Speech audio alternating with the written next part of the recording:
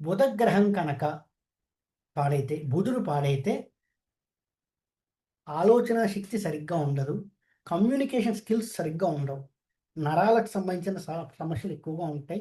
ఆలోచన శక్తి లేకపోవడం, communication skills సరిగ్గా లేకపోవడం, నరముల సంబంధిత సమస్యలు, అంతేకాకుండా కమ్యూనికేషన్ సరిగ్గా లేక గొడవలొచ్చేటటువంటిది, మోసపూరితమైనటువంటి ఆలోచనలు ఎక్కువగా చేయడము, మోసపూరిత ఆలోచనలు ఎక్కువగా చేయడము, ఉద్యోగ అవకాశాలు చేతికి సరిగ్గా రాకపోవడం, ఉద్యోగంలో ఎదుగుదల సరిగ్గా లేకపోవుట. ఎందుకంటే కమ్యూనికేషన్ సరిగ్గా లేక ఉద్యోగంలో ఎదుగుదల సరిగ్గా ఉండదు.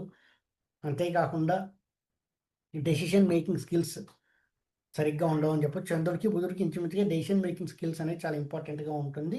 అవేవి సరిగ్గా ఉండవు. వాస్తురీత్యా చూసుకుంటే ఉత్తరం పాడైతే ఇటువంటి సమస్యలు ఎక్కువగా ఉంటాయి. ఉత్తరం పాడైతే ఇటువంటి సమస్యలు ఎక్కువగా ఉంటాయి వాస్తురీత్యా. సో, ఎప్పుడైతే బుధుడు వీక్‌గా ఉన్నాడో ఉత్తరం ఎటువంటి దోషాలు లేనటువంటి ఇల్లు